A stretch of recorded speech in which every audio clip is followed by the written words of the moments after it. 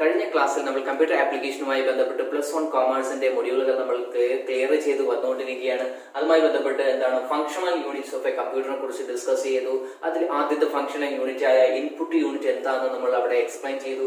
അതുമായി ബന്ധപ്പെട്ട് input unit എക്സാമ്പിൾസിൽ നമ്മളിവിടെ എന്താണ് 1 by 1 ആയിട്ട് ഡിസ്കസ് ചെയ്ത് ആ ഒരു പിക്ചറിൽ നിങ്ങൾ ക്ലിയർ ആയിട്ട് മനസ്സിലായി കാണും. ഇതിന് അതുപോലെ തന്നെയാണ് ഇൻപുട്ട് യൂണിറ്റിന്റെ ഫങ്ഷൻസ് എന്താണ്, ദാറ്റ് ഈസ് ഇൻപുട്ട് യൂണിറ്റിന്റെ പ്രധാനപ്പെട്ട ആക്ടിവിറ്റികൾ എന്താണെന്ന് നമ്മളവിടെ ഡിസ്കസ് ചെയ്തു അല്ലെ. അപ്പൊ അത് ആ ഒരു വീഡിയോയിൽ നിന്ന് ഇൻപുട്ട് യൂണിറ്റ് എന്താണെന്ന് നിങ്ങൾക്ക് എല്ലാവർക്കും തറവായെന്ന് വിചാരിക്കുന്നു. ഇന്ന് നമ്മൾ ഡിസ്കസ് ചെയ്യാൻ പോകുന്നത് ഫങ്ഷണൽ യൂണിറ്റിന്റെ സെക്കൻഡ് പാർട്ടായ സെൻട്രൽ പ്രോസസിംഗ് യൂണിറ്റിനെ കുറിച്ചാണ് ഡിസ്കസ് ചെയ്യാൻ പോകുന്നത്, അല്ലെങ്കിൽ CPU.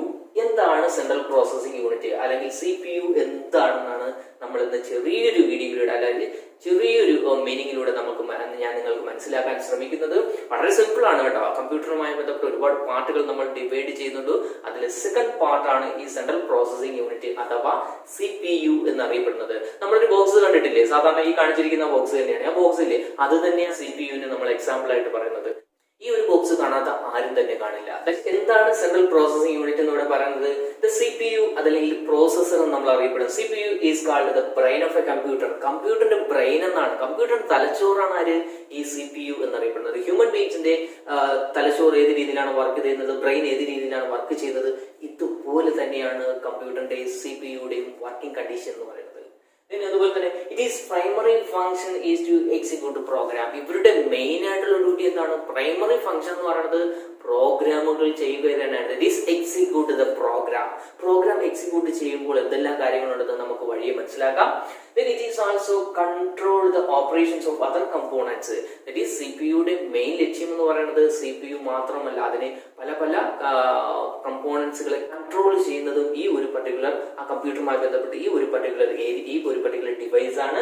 ഇതിന് മൊത്തത്തിലുള്ള കൺട്രോൾ വരുന്നതെല്ലാം, അതായത് കമ്പ്യൂട്ടറുമായി ബന്ധപ്പെട്ട് എന്തെല്ലാം കമ്പോണൻസുകൾ നമ്മൾ ആഡ് ചെയ്യുന്നു ഇതിനെ എല്ലാത്തിനെയും കൺട്രോൾ ചെയ്യുന്ന ഒരു ഡിവൈസ് ആണ് ഈ CPU എന്ന് പറയുന്നത്.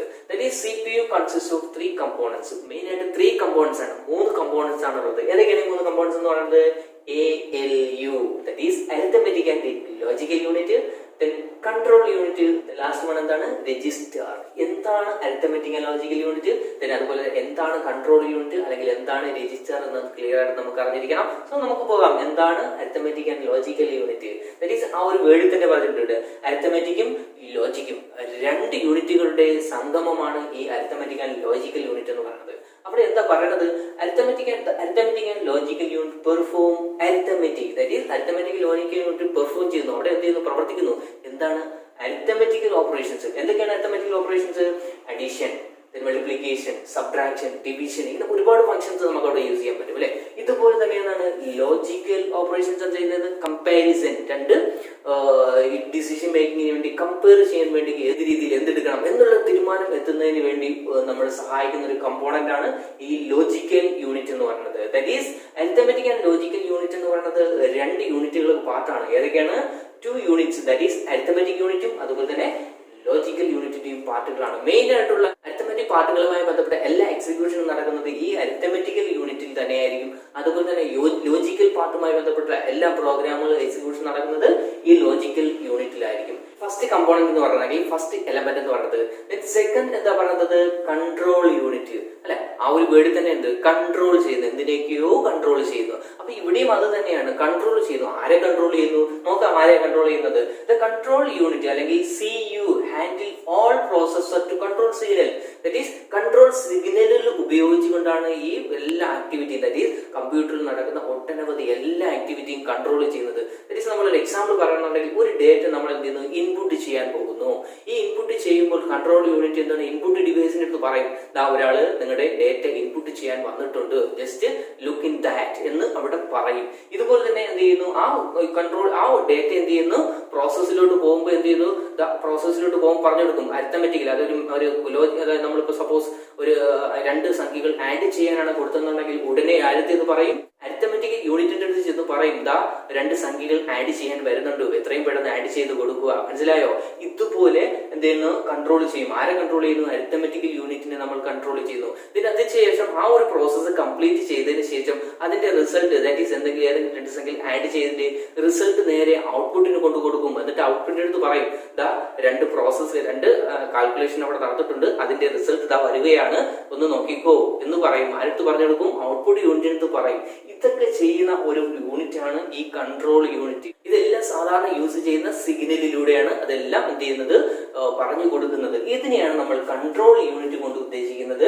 That is it regulates and integrates the operations of the computer. കമ്പ്യൂട്ടറിന്റെ ഓപ്പറേഷൻസ് നേരത്തെ പറഞ്ഞ ഓപ്പറേഷൻസ് എല്ലാം ഇന്റഗ്രേറ്റ് ചെയ്യുക അല്ലെങ്കിൽ റെഗുലേറ്റ് ചെയ്ത് കൊണ്ടുവരുന്നു. The control unit does not execute instruction. Control unit എന്ത് ചെയ്യുന്നില്ല, അവിടെ ഒരു കാര്യം ചെയ്യുന്നില്ല. എന്താണ് ചെയ്യണമല്ല, മറ്റു യൂണിറ്റുകളാണ്, അവർക്ക് ഇൻസ്ട്രക്ഷൻസ് കൊടുക്കും. കൺട്രോൾ ചെയ്യുന്ന രീതിയിൽ കാര്യങ്ങൾ ചെയ്യുമ്പോൾ മാത്രമാണ് ഈ കൺട്രോൾ യൂണിറ്റ് കമ്പ്യൂട്ടറിൽ ചെയ്യുന്നത്.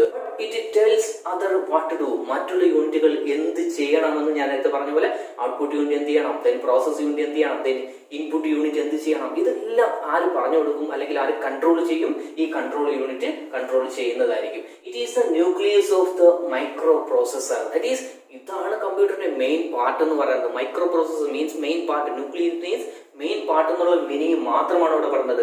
The function of control units are, control യൂണിറ്റിന് മെയിൻ ആയിട്ട് രണ്ട് ഫംഗ്ഷൻ ഉണ്ട്. ഏതൊക്കെയാണ്? To read and interpret instructions. ഒന്ന് ഇൻസ്ട്രക്ഷൻസ് റീഡ് ചെയ്യുകയും അത് ഇന്റർപ്രറ്റ് ചെയ്യുകയും എന്താണ് ഉദ്ദേശിക്കുന്നതെന്ന് ഒരു ലെവലിൽ ഒരു ഡിസിഷനിലോട്ട് എത്തിപ്പെടുകയും ചെയ്യുന്നു. അതുപോലെ രണ്ടാമത്തെ എന്താണ് പറയുന്നത്? The control flow of data and instructions. ഡേറ്റകളും ഇൻസ്ട്രക്ഷനും എങ്ങോട്ട് പോകണം, ഏത് രീതിയിൽ പോകണം എന്ന് കൺട്രോൾ ചെയ്യുന്നതും ഈ കൺട്രോൾ യൂണിറ്റ് തന്നെയാണ്. ദാറ്റ് ഈസ് സെൻട്രൽ പ്രോസസിംഗ് യൂണിറ്റിന്റെ സെക്കൻഡ് എലമെന്റ് അല്ലെങ്കിൽ സെക്കൻഡ് കമ്പോണന്റ് ആണ് ഈ കൺട്രോൾ യൂണിറ്റ് എന്ന് പറയുന്നത്. ഇവിടെ മൂന്നാമത്തെ യൂണിറ്റ് ഏതാണെന്ന് നമുക്ക് ക്ലിയർ ആയിട്ട് ഒരു പിക്ചർ ഉണ്ടായിരിക്കണം. ദാറ്റ് ഈസ് മൂന്നാമത്തെ യൂണിറ്റ് എന്താ പറയുന്നത്? രജിസ്റ്റർ. എന്താണ് register? Means just for memory, അതായത് സ്റ്റോറേജ് എന്ന് മാത്രമാണ് ഇതിന്റെ മീനിങ് എന്ന് പറയുന്നത്. ദാറ്റ് ഈസ് നമ്മൾ കൊടുക്കുന്ന ഡേറ്റകളെ സ്റ്റോർ ചെയ്യുക. ഇതാണ് ഈ രജിസ്റ്റർ ചെയ്യുന്ന പ്രോസസ്സ് അല്ലെങ്കിൽ രജിസ്റ്ററിന്റെ ഡ്യൂട്ടി ഇത് തന്നെയാണ്. എന്താണ് പറയുന്നത്? Registers are used to store data temporarily during the execution of a program.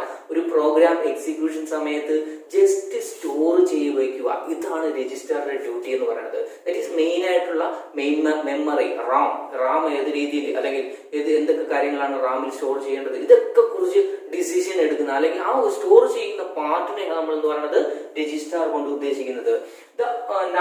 Number and size of register is vary. That is നമ്മുടെ കമ്പ്യൂട്ടറിന്റെ സൈസ് അനുസരിച്ചില്ലേ, 2GB 1GB GB അനുസരിച്ചായിട്ട് സൈസും അതുപോലെ ഇതെല്ലാം വേരി ചെയ്തുകൊണ്ടിരിക്കും. ഓരോ കമ്പ്യൂട്ടറിനും ഓരോ രീതിയായിരിക്കും. ഓരോ കമ്പ്യൂട്ടറിന്റെയും സൈസും കപ്പാസിറ്റി ഒക്കെ മാറിക്കൊണ്ടിരിക്കും. മെമ്മറിയുടെ കപ്പാസിറ്റി മാറിക്കൊണ്ടിരിക്കും എന്നാണ് പറയുന്നത്. Register are often referred to as a CPU working memory. രജിസ്റ്ററിനെയാണ് നമ്മൾ സാധാരണ CPU വർക്കിംഗ് മെമ്മറി എന്ന് അറിയപ്പെടുന്നത്. ദാറ്റ് ഈസ് ജസ്റ്റ് മെമ്മറി എന്നുള്ള മീനിങ് മാത്രമാണ്. റാം ഇതിനൊരു ബെസ്റ്റ് എക്സാമ്പിൾ തന്നെയാണ് കേട്ടോ. അപ്പൊ ഇത് മെയിൻ ആയിട്ട് നമ്മൾ ഫോക്കസ് ചെയ്യുന്നത് ഫംഗ്ഷൻ യൂണിറ്റിൽ സെക്കൻഡ് യൂണിറ്റ് ആയ CPU എന്താണ്, അതിന്റെ കമ്പോണൻസുകൾ ഏതെന്നാണ് ഇന്നത്തെ വീഡിയോയിലൂടെ ഞാൻ നിങ്ങളെ മുന്നിൽ പറഞ്ഞു തന്നത്. തീർച്ചയായിട്ടും നിങ്ങൾക്ക് മനസ്സിലായെന്ന് വിചാരിക്കുന്നു. ഇൻ കേസ് മനസ്സിലായെങ്കിൽ തീർച്ചയായിട്ടും നിങ്ങൾ ഒരു കാര്യം മറക്കരുത്, ജസ്റ്റ് നിങ്ങൾ ഫ്രണ്ട്സിന് ഷെയർ ചെയ്യുകയും അവരെ കൊണ്ട് സബ്സ്ക്രൈബ് ചെയ്യിപ്പിക്കുകയും ചെയ്യുക. എങ്കിൽ മാത്രമേ അടുത്ത നോട്ടിഫിക്കേഷൻ അടുത്ത വീഡിയോയുമായി നിങ്ങളുടെ മുന്നിൽ വരുമ്പോൾ അവർക്കും അതിന്റെ ഒരു ഗുണം കിട്ടുകയുള്ളൂ അല്ലെ. അപ്പൊ തീർച്ചയായിട്ടും സബ്സ്ക്രൈബ് ചെയ്യുമല്ലോ, മറ്റുള്ളവർക്ക് ഷെയർ ചെയ്യുമല്ലോ, ചെയ്യും അല്ലെ. Okay, all the best.